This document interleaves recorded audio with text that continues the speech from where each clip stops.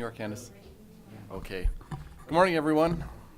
We will call the meeting to order at 9:02 a.m. this morning. In the true spirit of reconciliation, we acknowledge all those who call this land home now and for thousands of years in the past. May we respect each other and find understanding together and recognize the benefits that this land provides to all of us. I just wanted to share a quick reminder that this week is Emergency Preparedness Week. This year's theme is In It Together, a reminder that preparedness starts with connection. Lethbridge County has been impacted by emergencies such as severe storms, wildfires, severe storms, hazardous material releases, and flooding in the past. These are all risks we face and we should be aware of. People and communities who are connected respond to emergencies better and more resilient. They bounce back better. Take a few minutes this week to be more prepared. Introduce yourself to a neighbor. Update your emergency contact list and keep a paper copy handy. Download the Alberta Emergency Alert app on your phone to get instant life-saving notifications in an emergency. Check in with the people you know who may need extra help during an emergency. Move down to the adoption of our agenda. Before you have a proposed agenda. Are there any additions, deletions, anything to do with the agenda? Cole. Thank you, Mr. Chairman. For F21 operating budget amendment, we would just have to go in camera briefly. I think pursuant to ATI section 26, and my apologies, it is they changed these sections from FOIP, so and 29. Okay. Any other additions, deletions to the agenda? John? Thank you, Mr. Chair. I'd like to move to adopt the agenda as amended. Thank you, John. John has moved to adopt the agenda as amended. Is there any discussion? Call the question. Those in favor? Opposed? That is carried. Moving down, item C, adoption of the minutes. Before you, you have the County Council meeting minutes of April 16th, 2026. Are there any errors, omissions, any issues arising from the minutes? Eric? Thank you, Mr. Chair. I'd like to move the meeting minutes from the council meeting of April 16, 2026 as presented. Thank you, Eric. Eric has moved the adoption of the minutes of the County Council April 16th meeting as presented. Is there any discussion? Call the question. Those in favor? Opposed? That is carried. Why don't we move down to our subdivisions? Today we have one subdivision application, D1, subdivision application 2025-0-098 Tokariuk, portion of the Southwest Quarter 36-921 west of the 4. Morning, Caitlin. Morning, Steve. Good morning, Council. Oh, Candace.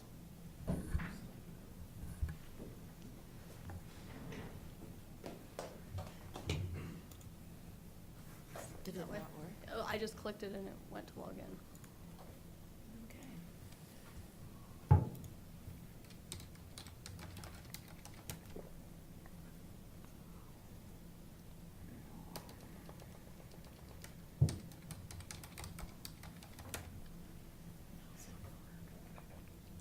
is it not letting us in?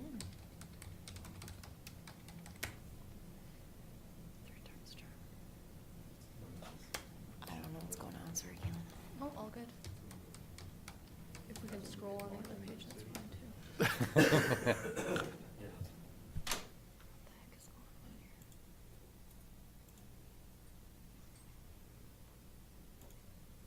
I have no idea what's the problem.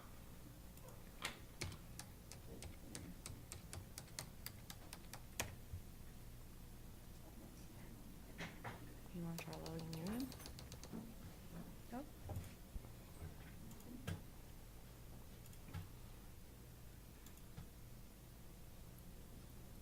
Should work. Why is it not working? There we go.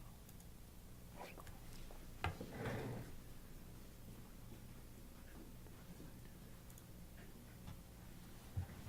Sorry, Council. So subdivision application 2025-0-098. It's for a portion of Southwest Quarter 36-921 west of the 4th. It is located, your location map here, So it's located exactly 4.5 miles north of Highway 3 and 2.5 miles northeast of the city of Lethbridge. The application is specifically to subdivide a 3-acre title from the existing 79-acre title, which is primarily an agricultural title, and the 3 acres coming out would be a country residential farmyard parcel. And with that, I will pass on to Steve for planning recommendations. Good morning. So this application in front of council, you should be a little bit familiar with. It was originally presented back in August 2025 to council for the proposal that is in front of you now. At that time, no decision was made on it. It didn't align with the county subdivision policies. Subsequent to that, and over the last 5 months or so here, that the county's bylaw and the subdivision criteria have been amended, and this application is now coming forward in front of you in consideration of the policies in the land use bylaw that deal with a legacy yard site. So as Kaylin just explained, and just to refresh there, this is a portion of a yard coming out from just a title that's just a little bit less than 80 acres at the 79.34 acres. Looking to subdivide out 3.02 acres. It is that north and kind of western portion there along the road they're looking to subdivide. They have a dwelling in place there in the yard that's in place for just over 80 years or so. So they are looking to subdivide out a portion there with the dwelling and some buildings. As you can see on the east side there where the shop buildings and grain bins, they will be excluded from the yard and left with the agricultural portion. So it was the intent of the applicant that they were looking to either renovate the existing older residence or build a new residence within the next 10 years or so.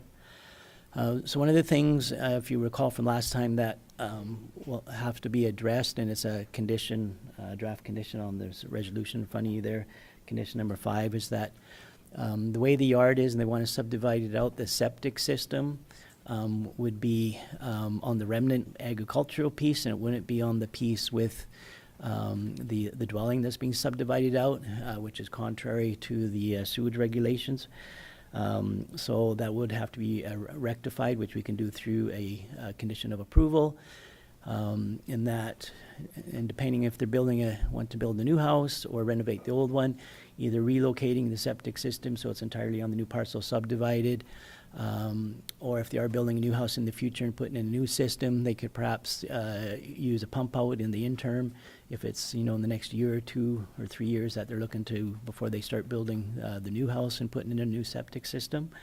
But prior to final endorsement of the subdivision here, the septic would have to be addressed in one manner just so that it's in compliance with the regulations on that. So overall, the application in front of you does appear that it would fit your criteria that's in the bylaw for the legacy yard site and the over 50-year criteria, a yard for multi-generational family, and some of the criteria that are included in the subdivision policies.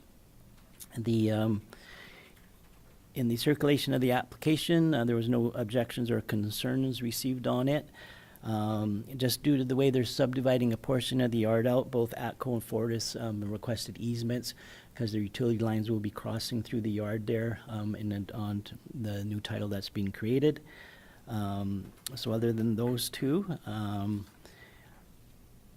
being dealt with as a condition on the subdivision, the other matter is that they would have to pay a municipal reserve payment to the county on the 3.02 acres coming out. And the value that came back on that was at $15,000 per acre. So with that, this application is seen to comply with the legacy yard subdivision policies. And so the recommendation is to approve there as presented in front of you with the conditions of that the reserve payment is made to the county, taxes are paid up to date, development agreement entered into if the county requires that. They'll have to submit their final plan. The soils analysis on the part being subdivided out for that septic to be relocated. The fifth deals a little bit more detail with that relocation or establishing of the new septic on the lot with the dwelling. And then the fifth condition is with the easements. So with those conditions and the MR payment, the recommendation is to approve as presented. I would open it up to council for any questions you might have. John? Thank you, Mr. Chair. Just in regards to the septic system, am I correct in saying that we're not being very prescriptive of what septic system needs to be installed? It just needs to be something that is wholly on the subdivided out parcel, is that correct? That's correct. Okay, that was my only question. Any other questions, comments? Mark? Thank you, Mr. Chair. I'd like to move that subdivision application 2025-0-098 be approved subject to the conditions for the reasons as outlined in the draft resolution. Thank you, Mark. Mark has moved the recommendation that subdivision application 2025-0-098 be approved, subject to the conditions. To the conditions for the reasons as outlined in the draft resolution. Sorry. Anything further? If not, I'll call the question. Those in favor? Those opposed? That is carried. Thanks, Steve. Thank you, Kalen.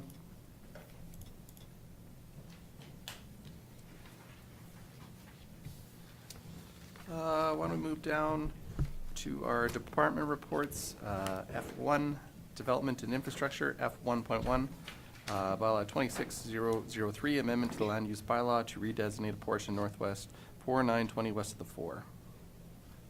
Kalen. Thank you, Council. So Bylaw 26-003 is an amendment to the land use bylaw to redesignate a portion of Northwest 4920 west of the 4th, specifically 90081 Range Road 204 from urban fringe to a direct control. Let's pull up the map here. So it is located directly west of Coaldale on Range Road 204. It is existing a rural ag title. And so the direct control that is proposed today is to accommodate an existing event center use. It's referred to as the buyer that is being operated in the existing agricultural building. And there's existing short-term rentals, a tourist home, and the ag services businesses that operate on site, kind of compatibility with the event center. So the landowner has obtained permits to bring the ag services business and the tourist home into compliance, but the event center is not currently allowed in the rural agricultural zone, and that's why we're considering a direct control. So the direct control is to allow a event center of about 250 capacity, and they will have to obtain safety code permits to convert the ag building to just code requirements for a commercial operation.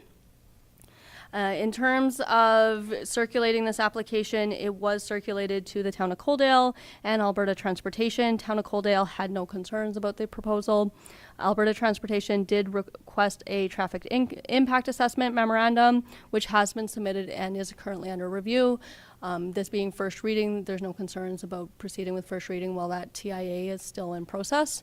The traffic impact assessment identified the upgrades to Highway 512 and Range Road 204 are warranted, but these upgrades are not attributed to this proposed development because this proposed development is creating traffic volumes on Fridays, Saturdays, Sundays, which is not peak periods on the intersections or highway at this point. So the volumes that this proposal do not attribute to any intersection upgrades is what the TIA says, and ATEC is currently reviewing that report.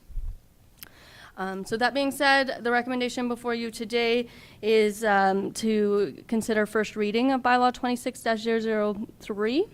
And the reason for the recommendation is it does align with the municipal development plan and is compatible with surrounding land uses. The municipal development plan policy 14.8 does encourage a wide range of commercial land uses and economic development opportunities that allow for mixed land uses, and this proposal supports that. And with that, I'm open for any questions. Thank you, Kalen. Open up to council for any questions you might have. Eric, go ahead. Thank you, Mr. Chair. Being that this is our first reading and that the terms and conditions have been laid out fairly well on our information, I'd like to move that bylaw 26-003 be read for a first time. Thank you, Eric. Eric has moved that bylaw 26-003 be read for a first time. Is there any further discussion? Call the question. Those in favor? Opposed? That is carried. Moving down. Bylaw 26 F1.2, bylaw 26-009, amendment to the land use bylaw to redesignate Plan 309, GT Block 1, lots 9 to 11. Caleb? Thank you, Council. So bylaw 26-009 is an amendment to our land use bylaw again. It is to redesignate parcel in Turin, which is 120 Main Street, from the Hamlet Direct Control District, which is essentially a commercial district, to a Hamlet residential zone. I will pull up the map. So you, Council may remember, it is the county's parcel that prior to this was considered the Waste Commission kind of drop-off recycling depot. The parcel has been sold to a private entity, and they intend on using it for residential purposes. The applicant has indicated that they intend on building a 2-story fourplex on the parcel, and that development is currently under review. It is compatible with the surrounding land uses, as everything to the south and across the street are residential, and this provides a good transition from the Hamlet commercial to the north. The parcel has municipal services available, and we have confirmed that there is existing fire hydrant capacity and distances to meet fire code for a kind of a fourplex structure. And the applicant has expressed interest in developing the lot this year. Internal departments and external agencies were circulated for comment, and no objections were received. And so with that, the recommendation is council consider the first reading before you today, and the reasons for recommendation is the compliance with the municipal development plan and the land use bylaw. As the municipal development plan does encourage infill development within our existing hamlets and efficient use of land that is directly related to residential growth where municipal services are available. That's everything. Thank you, Caleb. Thank you. I'd open up to council. Any questions, comments? John? No comment, but a fairly straightforward proposal and recommendation, so I'd like to move that bylaw 26-009 be read a first time. Thank you, John. John's moved the bylaw 26-009 be read for a first time. Is there any discussion? Not. Call the question. Those in favor? Opposed? That is carried. Thank you, Kaylin. Thank you. Moving down, corporate services, F2. F2.1, as Cole had mentioned in our addition to the agenda, I would entertain a motion to enter a closed session. Is there anyone willing to make that motion? Eric? Thank you, Mr. Chair. I move that we move into a closed session for the information on this. Thank you. Eric's moved to enter a closed session at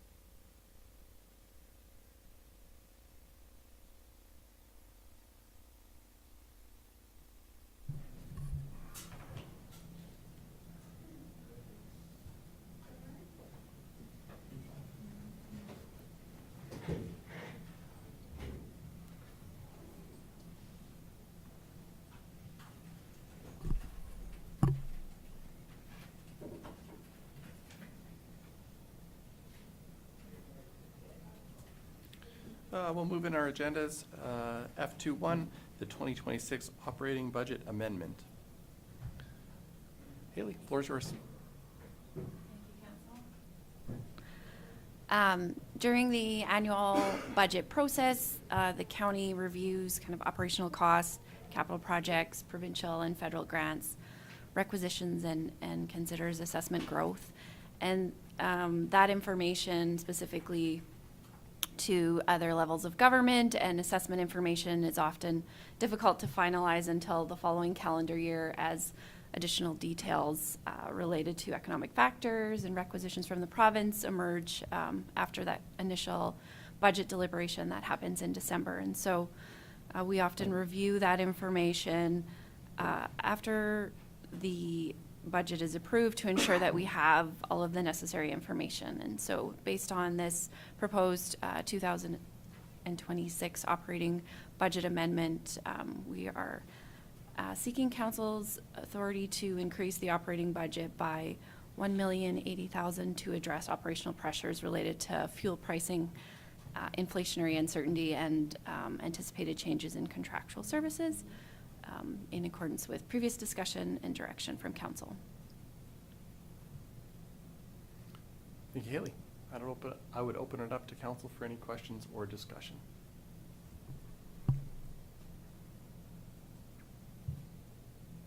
How would you like to proceed? John? Are we looking for two motions here? I believe so. Okay. Yes. Okay. Super.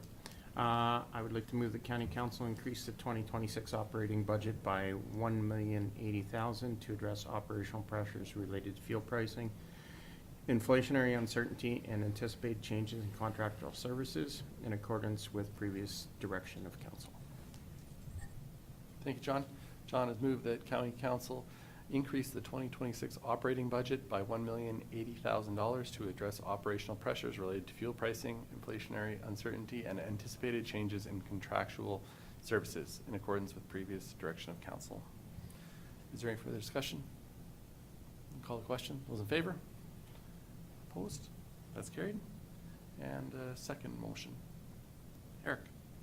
Thank you, Mr. Chair. I'd like to move that the 2026 operating budget expenses in the amount of $43,892,682 be approved. Thank you, Eric. Eric has moved that the 2026 operating budget expenses in the amount of $43,892,682 be approved. Is there any discussion? Call the question. Those in favor? Opposed? That is carried. Moving down, F2.2, Bylaw 26-013, the 2026 tax mill rate bylaw. Sorry.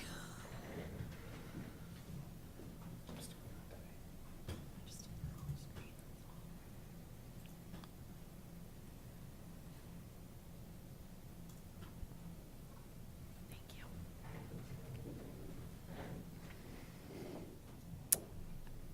Council, this motion brought forward is to present the 2026 tax mill rate bylaw number 26-013, for council's consideration of first, second, and third reading.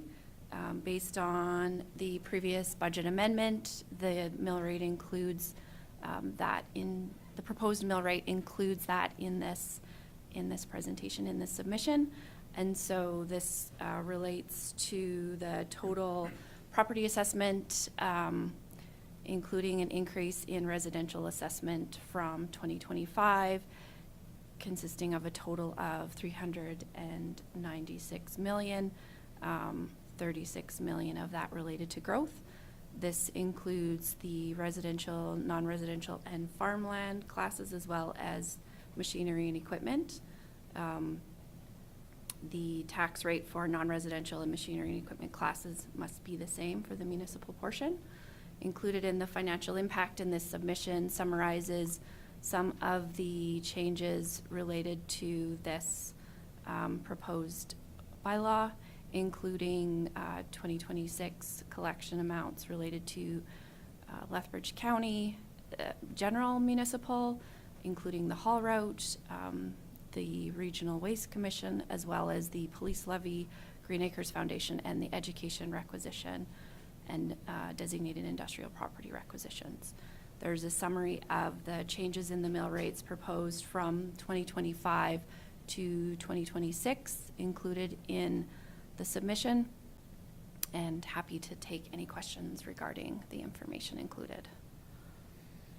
Thank you, Haley. I'd open it up to council for any questions you might have. John? Thank you. Haley, I wonder if, just for the benefit of all those watching and anybody that's going to be watching, could we give us a bit of a brief discussion on why the residential, non-residential, I guess the residential mill rate has decreased? In understanding, like, we understand what the mill rate means, but just for the general public, so that they get a appreciation of, what their tax bill is going to look like. Absolutely. Councillor Kurbis, so in terms of residential, so the overall residential assessment has seen approximately 25% increase in assessment value, which has resulted in a decrease in the mill rate in terms of collecting the total revenue required from the operating budget approval. That gets split out between the different classes, and so in this instance, because the increase in the residential assessment values have gone up, it has resulted in a decrease in their mill rate in terms of overall collection. And so the after requisition, the residential class will see approximately a 5% increase, given that the assessment values have gone up and the mill rate has gone down. The overall net impact would be approximately 5%. Farmland will see an approximate 10% increase. And then the non-residential, again, because of growth, the net impact is a slight decrease from 12.67 in 2025 for the mill rate to 12.64 in 2026 mill rate. And so they will see a net overall impact, given their changes in assessment through growth and market, of roughly 4.7% increase. So farmland should, on average, anticipate a 10%. Residential class would see, on average, a 5% increase, and non-residential, on average, will see about a 4.7% increase.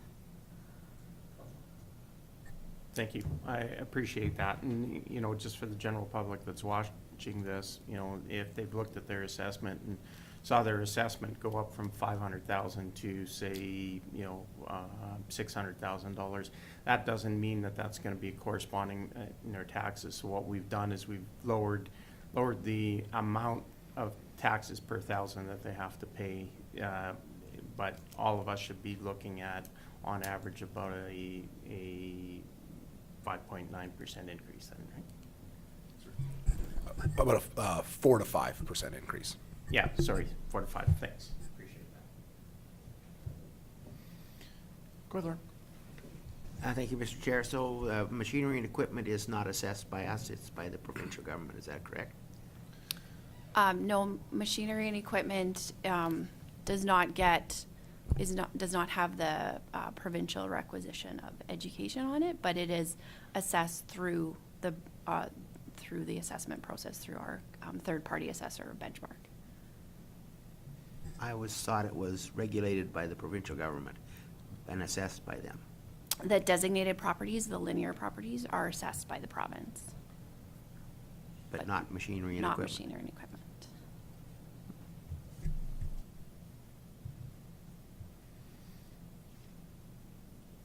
Eric? Thank you, Mr. Chair. So in the last few years, we heard about how much the provincial requisition has been going up. And I understand that it's been really tough to draw a specific circle around it, but are we looking at some of those similar provincial requisition numbers of increases this year? Yes, thank you, Councillor Van Ness. And so the education requisition, the dollar value has increased from 2025 by 10.77% for the county's allocation portion of that, as well as the policing levy has gone up over 18%. Thank you. Other questions? John? I will move that bylaw 26-013, which is the 2026 tax mill rate bylaw, be read a first time. Thank you, John. John has moved that bylaw 26-013, the 2026 tax mill rate bylaw, be read for a first time. Is there any discussion? Call the question. Those in favor? Opposed? That is carried. Second reading. Eric? Thank you, Mr. Chair. I'd like to move that bylaw 26-013, the 2026 tax mill rate bylaw be read a second time. Thank you, Eric. Eric has moved that bylaw 26-013, the 2026 tax mill rate bylaw, be read for a second time. Is there any discussion? Call the question. Those in favor? Opposed? That is carried. Mark? Thank you, Mr. Chair. I'd like to move the council consider third reading of bylaw 26-013, 2026 tax mill rate bylaw. Thank you, Mark. Mark has moved that council consider third reading of bylaw 26-013, the 2026 tax mill rate bylaw. This is required to be unanimous if we were to proceed today with third reading. Is there any further discussion? Call the question. Those in favor? Opposed? That is carried. That is unanimous. Third reading. Lauren. Sorry, Tony. Go ahead, Lauren. I would move that bylaw 26-013, 2026 tax mill rate bylaw be read for a third time. Thank you, Lauren. Lauren has moved that bylaw 26-013, the 2026 tax mill rate bylaw, be read for a third time. Is there any further discussion? Call the question. Those in favor? Opposed? That is carried. Thank you, Haley. Thank you to your team. I know that's with the provincial dynamics and the rate at which we receive information and how that information changes makes this challenging. Thank you very much to everyone for all their hard work.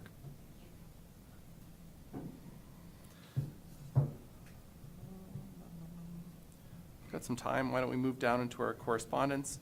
Item G, 6 pieces of correspondence before you today. First one from the Royal Canadian Legion, an invitation for the 2026 centennial year, celebrating 100 years of the local branch alongside the 100th anniversary of the Legion nationally. Commemorate this milestone, there's a number of special events and would have members of council honored to join. July 18th, hosting a pancake breakfast and craft sale. Dictionary, October 3rd, centenary gala. If you have any interest in attending either of those dates, please connect with Candace and be happy to RSVP on your behalf. Second item, Whoop Up Days Pancake Breakfast. Whoop Up Days, let me see here. Scheduled to take place August 18th, 2026, 6:30 a.m. in the Park Place Mall parking lot. Looking forward to continuing our partnership with Lethbridge County as we welcome our community to celebrate Southern Alberta. Pancake Breakfast offers parade participants a unique opportunity to socialize, connect, and create lasting memories before the parade even begins. By hosting the Pancake Breakfast, you can demonstrate your dedication to our region while gaining valuable exposure and recognition across the community. So we have been a partner in this for the last several years. I guess I would just look around to the room and see if there is an appetite to continue with that again in 2026. Right. Okay. Thank you, Candace. Item 3, Coldell Public Library. You have the May-June newsletter before you. If you have any interest in the Coldell Public Library, I encourage you to read through that. Item 4, the Tabor-Warner Constituency Association of the UCP is holding their summer family barbecue July 18th in Coldell at the Birds of Prey. If you'd like to attend that, again, contact Candace and we can RSVP on your behalf. Item 5, before you have a letter from a resident regarding a NRCB application to expand a feedlot, CFO expansion near the hamlet of Turin. I'll just maybe briefly read some of it. I'm writing as a resident of the Hamlet of Turin regarding the proposed expansion of a confined feeding operation to approximately 25,000 head near our community. I've lived in this area for many years and experienced firsthand the day-to-day impacts associated with confined feeding operations. You read through the rest of the letter. There's obviously a lot of information here. I know this was brought forward through one of our counselors in the area counselor. My thought, consideration would be that perhaps this would warrant a further discussion, maybe a report, or if you didn't feel a report was warranted, perhaps a letter drafted to maybe outline the county's role and the role of the NRCB. I do think that probably there is a worthy conversation around, I think some of the concerns this resident has probably align with some of the concerns the municipality has and the role the NRCB plays in this. So I do think, from my perspective anyways, it warrants further conversation. But I would look to council as to how you'd like to proceed. Go, John. Thank you, Mr. Chair. Perhaps that's something that we should put on a future council meeting to have a more fulsome discussion then? Report, would you suggest maybe a report then, or how would you like to handle that? Yeah, is that something that Or- administration would be willing to do? Sorry, Paul, go ahead. No, absolutely. Thank you, Mr. Chairman. I think this is a challenging one. I just want to make a few comments, and however that influences the direction you go. I can't speak to this specific situation, but the general sentiment, I think we agree with. I mean, we are consistently challenged with land use conflicts, where things belong, and it has become increasingly difficult to manage those when we have these provincial jurisdictions like the NRCB or AUC doing the approvals, and then we're essentially, we have standing, but really no influence over what proceeds or what doesn't proceed.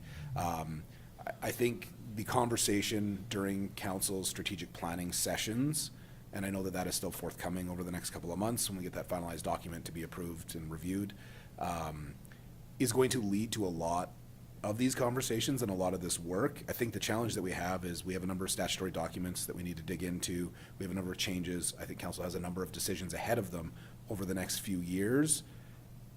How that resolves in this direct situation and the time to do that and the complexity with the different levers we have with the MDP, with the land use bylaw, and some of those processes, it's going to be difficult. And so I think we're caught between we recognize the reality of this issue and the continued land use conflicts that are occurring as we see this increasing development on one side, and we need the runway and time to do that properly and see how we can navigate that into the future, and how do we actually address her concerns today. And I think we're limited in our ability to do that. And so happy to facilitate any discussion, any report. I think that would be the general flavor or sentiment of a report that would come forward to help influence some of those future plans. But we're a little bit limited on our influence on CFOs, specifically around the expansion of existing CFO operations. And so happy to do whatever council would like. My initial response would be maybe outlining some of those steps. We could follow up directly with Ms. Trupka, and it may not alleviate her concerns in the entirety, but we can be very honest and forthright around the reality of what this is, what we're looking at into the future, and have some of those conversations. And I don't have a clean answer for council, and I apologize. No, that's fair. John? Oh, sorry. You wanna go first? Well, I had a follow-up. That's okay. Eric, go. Thank you, Mr. Chair. So, we actually have a pretty good understanding of our role in this, and I think administration has council sentiments pretty well mapped. So rather than putting admin time into bringing a report forward and then us trying to have an extended conversation on it, I'd rather that administration reply with more or less what was stated, but in a cordial manner that, hey, we recognize your sentiments, and this is what we can do. John? Thank you. Thanks, Eric. I'm actually fine with that. When I was speaking of, a report from administration, I was anticipating something extraordinarily simple in the sense of, what's our role and what's the jurisdiction on that. But I'm totally comfortable with Councillor Van Ashen's suggestion as well. consensus on that? Yeah. Okay. Good. You have direction there, Cole? Okay, thank you. Number 6, Shaughnessy Community Association. Maybe. A request for support an important improvement project at our community playground. The Shaughnessy Community Association. We are working to bring our playground up to current safety standards, which requires replacing existing gravel surface. To complete this project, we are seeking county's assistance with equipment and personnel. Specifically, we require the support to remove existing gravel, transport newly delivered gravel.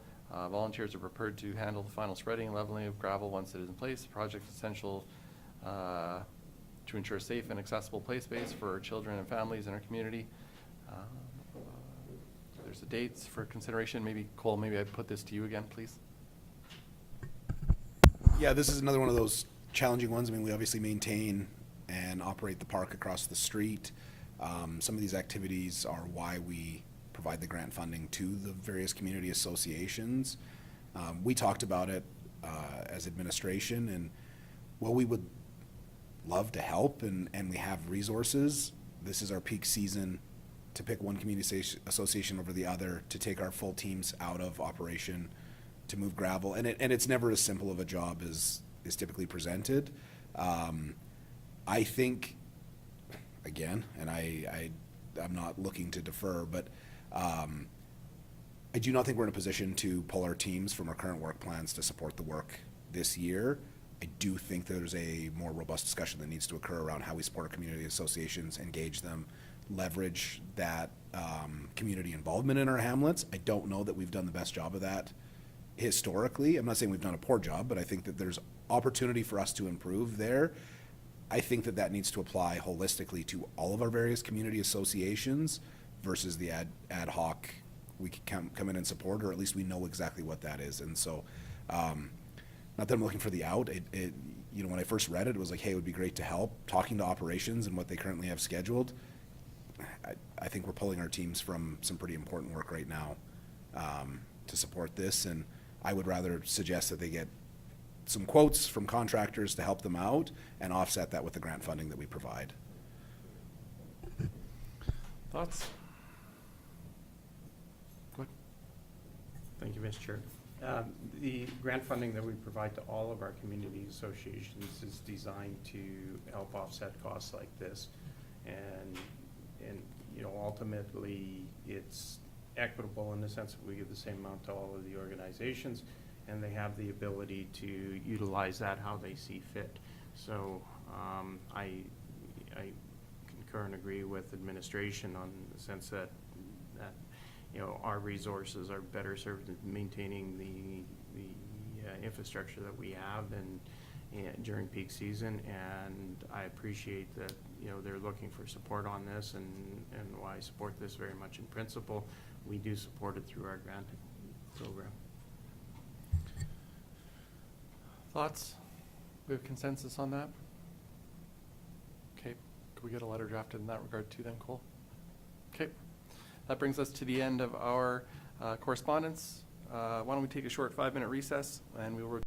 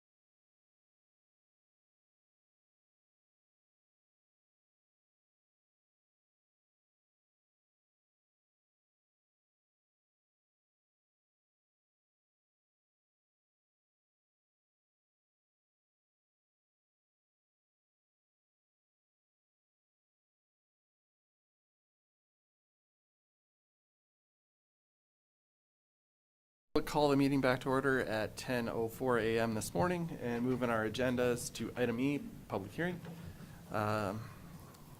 With that, I would recess the regular meeting. We are here today to hold a public hearing for Bylaw 26-007, amendment to the land use bylaw to redesignate Plan 9312354, Block 1, Lot 1, within the Northwest 24-922 west of the 4, from urban fringe to group country residential. I would ask for a motion to open the public hearing. Lauren. Lauren has moved to open the public hearing for Bylaw 26-007 at 10:05 this morning. Is there any discussion? Call the question. Those in favor? Opposed? That is carried. Thanks, Lauren. Public hearings being held pursuant to the Municipal Government Act as amended. The public hearing is being live streamed via the county's YouTube page. Public hearing for Bylaw 26-007 is now officially open. I will now ask for a review of the nature of the hearing and an overview of what is being proposed. Kaylin?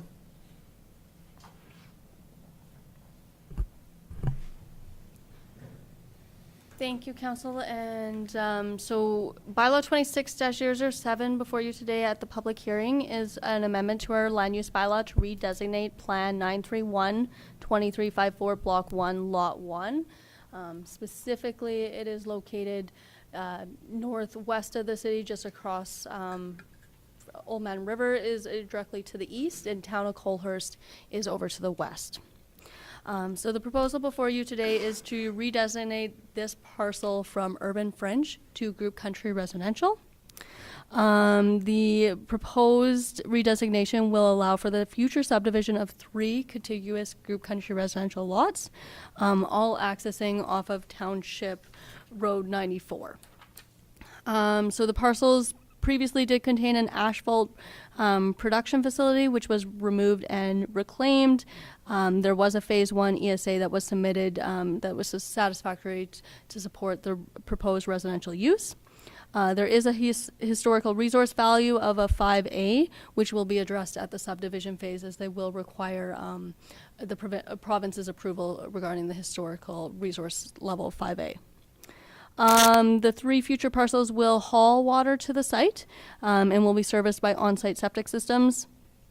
The Township Road 94, due to other development happening in the area, there's another applicant that recently had a subdivision that is responsible for upgrading the road, Township Road 94. So in the near-term future, there's going to be 3 additional residential properties to the east that are under the urban fringe district, as well as the 3 parcels within this group country residential, which would have 3 houses. But the road upgrade has already been taken care of by another landowner. In terms of the recommendation before you, the recommendation of administration is Bylaw 26-007 is be read for a second and a third time today. These recommendations are based on the IDP with the City of Lethbridge, the Intermunicipal Development Plan. It is located directly north of a city growth area, but outside of that growth area, so it does allow for rezoning and subdivision. The City of Lethbridge did comment that they had no concerns on this application, and it is also within the referral area for the Town of Colehurst Intermunicipal Development Plan, and they also had no concerns about the application. The Municipal Development Plan Policy 8.1 states that the county should consider subdivisions of parcels that are 20 acres or less for group country residential use, and the other policies related to group country residential suggests that we should consider cut-off and fragmented parcels that the agricultural productivity is low and they're adjacent to coulee edges. So with that, the recommendation is to consider the second and third reading. And if you have any questions, happy to answer them. Any questions at this point? Thank you, Kaylin. This is council's opportunity to receive input from the public. Those making presentations are asked to state their name and review their points. We ask you to refrain from asking questions to council. The intention of the public hearing is not to debate or defend the contents of the bylaw or the position which individual councillors may have on the bylaw. Questions asked of a councillor by a presenter may be ruled out of order. Presentations to council will start with the applicant who has made a submission, followed by any other persons wishing to comment on the proposal. Please keep your comments to the point. After each speaker, members of council will be permitted to ask questions of the presenter to clarify any details. No debating or questions from the floor will be allowed. Each speaker will be allotted up to 10 minutes. Additional time may be granted at the discretion of council. With that, I would ask if the applicant would wish to speak at this time.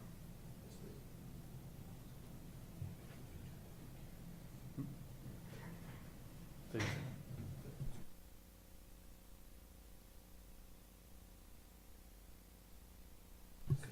Okay, thank you. My name is Steven Zorpel. I'm a resident currently of Colehurst, nearby Hamlet. Myself and Jamie Slingerland purchased this land back in October of 2025. And our intent or hope is to, as Kaylin had described, divide into 3 residential lots to have 3 separate residential residences on them in total. We are 3 young families with kids similar ages with a desire to grow up in a country area and understand there's a lot of history and neighborhood and neighbors that have been there a long time that might have some concerns. So I don't have a lot on the forefront, but I'm happy to answer any questions that might come up of our intentions and what that process might look like. Thank you very much. I would ask now if there's anyone else wishing to speak to the proposed bylaw.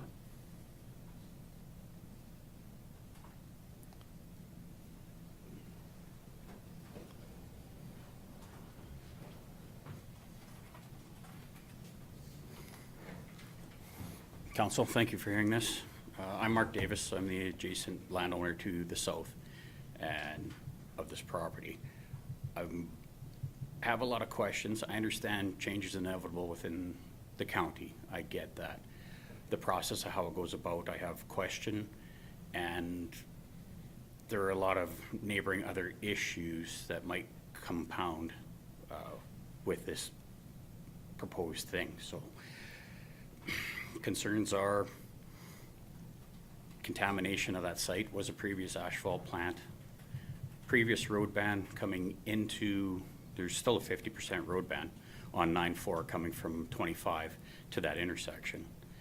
The upgrades that were done to the road that were done to 9-4 were basically done from the stop sign east going through the property. I get that, which the road was originally built to county specs.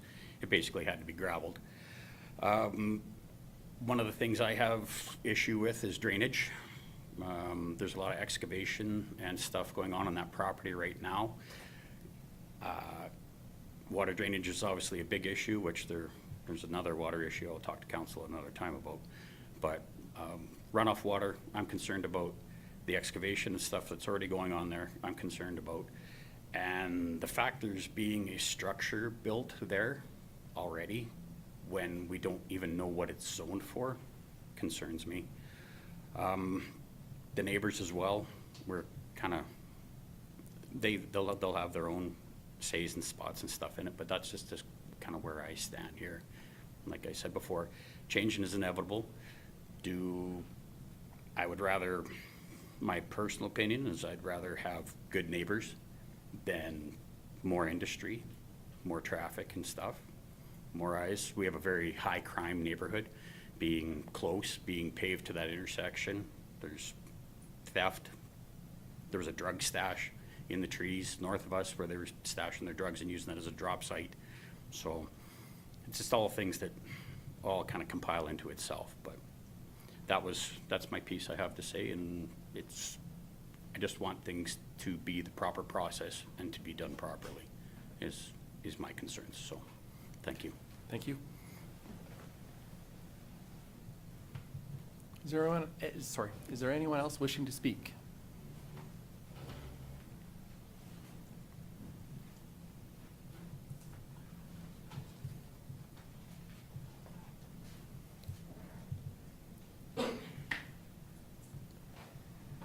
Mr. Chair, my name is Dave Clifton. I live west of the property on the corner of intersection 94221. Going back on the road coming into there, when Wells had it, we supplied the dirt. Mike Lanz told us that there would not be a road ban on that road. And the reason I'm saying that, since this development has already started, and one of the people that I know has already told me it's been approved. So I want to know if I'm wasting my time here today or not. But anyways, going back to the road, concrete trucks are going down that road to pour concrete down there already. That road with the pipes across is a dead end for drugs.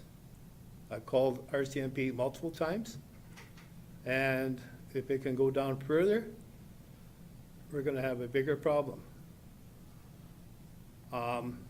Right now, it being a dead end, all the traffic goes to the south of that intersection, down into Watmos. And I have got a camera in my yard for security. That intersection is monitored 24/7. The way it shoots on my yard, I can see the intersection. Since this construction and everything going down there, there is a stop sign there. Don't mean nothing. That's dangerous to all of us in that community. And if the county is representing people of the community, we got to surround it just by who's here. So if you're representative, pay attention. Thank you.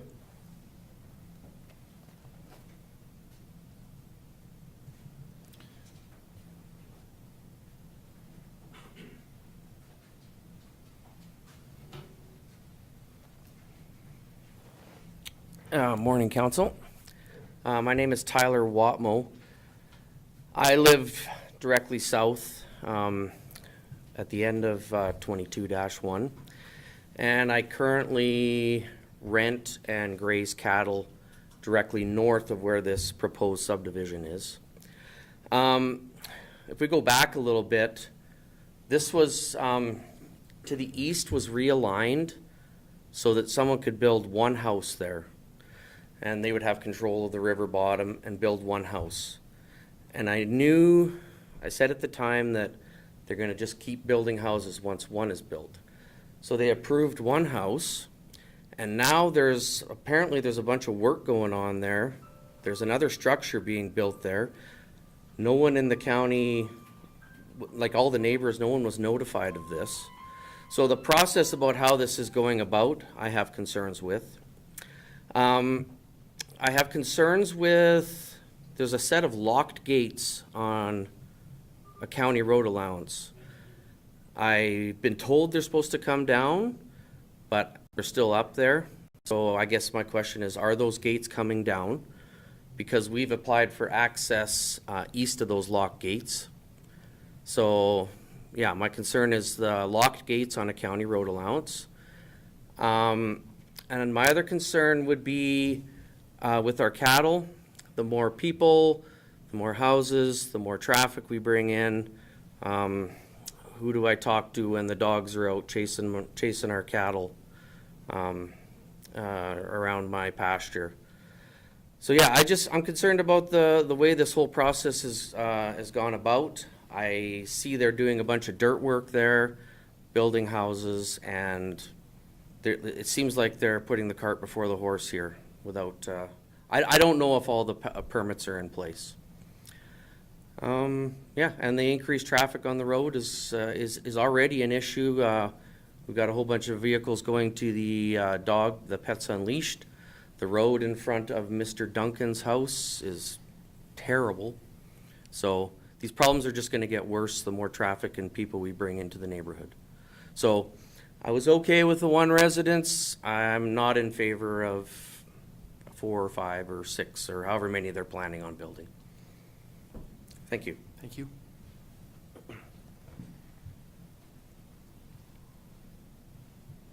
Is there anyone else wishing to speak to the proposed bylaw? I'll ask for a final time. Is there anyone else wishing to speak to the proposed bylaw? If not, I would ask for a motion to close the public hearing. Tony?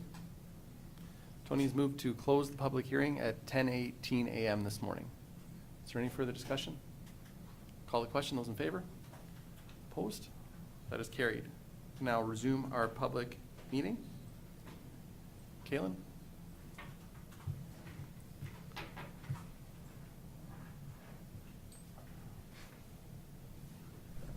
Hearing some of those concerns, Kalen, perhaps maybe just initially your response to some of those before we get into council questions, please. Yes, thank you, Council. Thank you. So to start with, I just want to speak to the activity that is happening on the site and the surrounding sites. The parcel is currently zoned urban fringe. So meaning today, without this rezoning, without a subdivision, they do have right to one single-family dwelling, which is a permitted use. So that explains why there is construction on the site, because they have moved forward with one single house, because that is within the allowable zone today and would still be allowed under group country residential. So there is one house being constructed today. To the east of this parcel, there is another property being constructed, a separate landowner that did not have to rezone because they were only one parcel, so not the contiguous 3 parcels. So I do understand that adjacent neighbors are definitely going to see a lot of activity related to construction in this area. Based on there already being 2 properties under construction, this rezoning would allow for 2 additional houses because they would be able to subdivide 2 additional parcels off of this property, which only one house is being constructed today. Thank you, Kevin. Just in regards to the 2 properties that are currently under construction, did they apply for all of their proper development permits and such through our office? Thank you, Councillor Kurbis, through the chair. Yes, so all of to my knowledge, what is being constructed today, there is development permits for 2 houses in this area and associated safety code permits. I obviously would have to go to site to see exactly what is going on, but to my knowledge, there's 2 houses being built. So they're following the proper procedure? Yes. Yeah. So then moving on to my next notes, I did want to speak to just the procedure we go through for a rezoning application. So county administration, when we do receive a rezoning inquiry, usually we have a pre-application meeting with the applicant to make sure it's good suited for the use and complies with policy. Once we receive an official application, there's usually a substantial number of documents that go with it. In this case, there was a conceptual design scheme because there is 3 contiguous lots that is attached to the council package. The conceptual design scheme speaks directly to how the lot will be serviced, how surface drainage, there's a grading plan in that package, will be reviewed and considered. So once we get a rezoning application with all that detail, we review it against policy, being our intermunicipal development plan, our municipal development plan, and land use bylaw, and we circulate it to all of the internal and external agencies. In this case, like I said, it was City of Lethbridge, Town of Colehurst, and then internal operations, infrastructure departments. Once that was complete, we did review and recommend in front of council the first reading, and at that point is when we issue public notices. Public notices were sent out following the first reading. Administration did not receive any comments or questions about the application until today. And that leads us to where we are today. The other comments that I wanted to address is concerns about drainage. Development permits, always we receive a grading and drainage plan that is reviewed internally to ensure that surface drainage is taken care of with any development on a group country residential lot. And then the last thing I think I had on my list was the contamination of the site. The applicant has submitted the environmental assessment report from a certified environmental engineer, and it is satisfactory to ensure that the site is reclaimed and appropriate for residential use. And if council has any other questions, then actually Lockgate, I probably should address that one. Thank you. So as part of the rehabilitation to the township road that is under the development agreement, as part of that development agreement with that landowner, they are to remove the lock gate. Us being early in the construction season, they obviously haven't done it yet, but it is a part of the agreement with the county to upgrade the road that the lock gate is removed. Ryan and operations team were monitoring it. With our road undeveloped road allowance policy, we did give till April 30th for everyone to comply. That just passed a week ago, so we are going to be actively working with landowners once we become aware of lock gates and taking action. Good there, Ryan? Yeah, that is correct, thank you. Okay, thank you.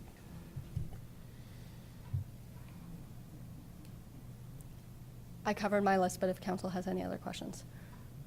Yeah, go ahead. Thank you. I'm not 100% sure this is directly related to the subdivision, but a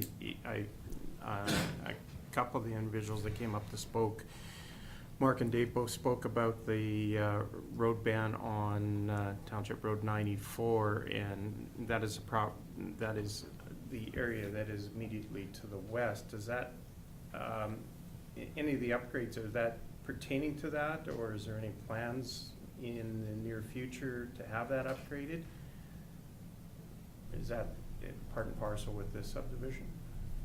Not 100% sure where I'm asking with that, but go ahead, Dan. So the upgrades required as part of the DA are from the intersection on that map to the east, Okay. which is the gravelled portion. The portion to the west is not considered in this.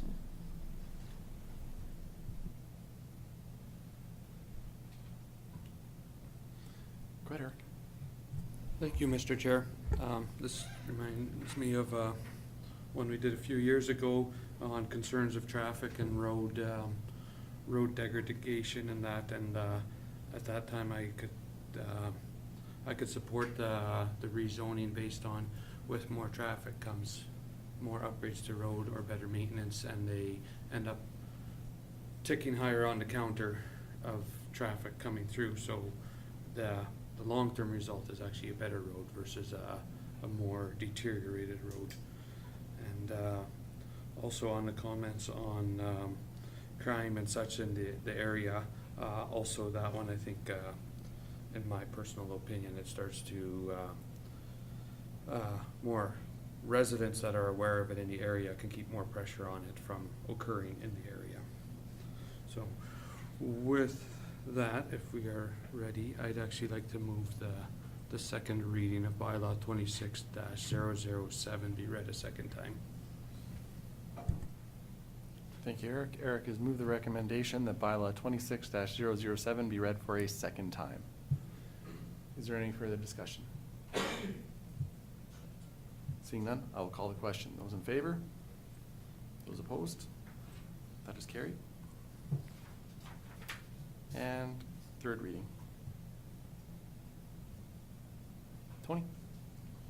Thank you, Mr. Chair. I'd like to move that bylaw 26-007 be read a third time. Thank you, Tony. Tony has moved the recommendation that bylaw 26-007 be read for a third time. Is there anything else you wanted to add, Kaylin, or good No, at this point? thank you. Thank you. Okay, thank you. Anything else from council?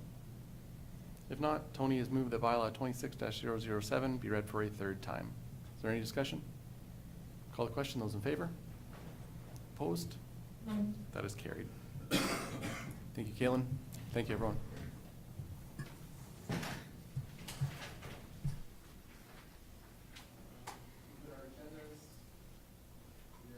To our final item, closed session item, item I-1, CAO report, Quebec ATI sections 19, 28, and 29.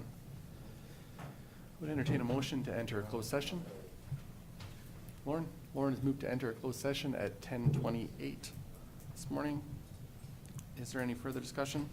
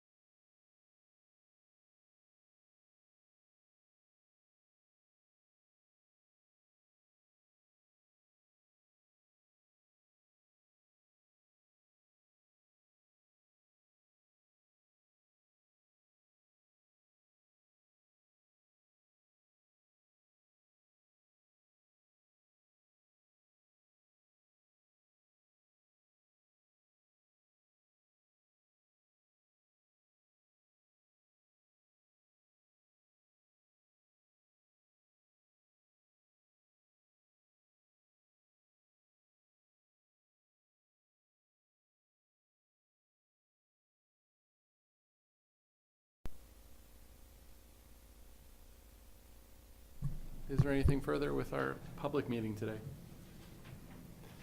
John? Motion to adjourn. John has moved to adjourn at 12:20. Thank you, everyone.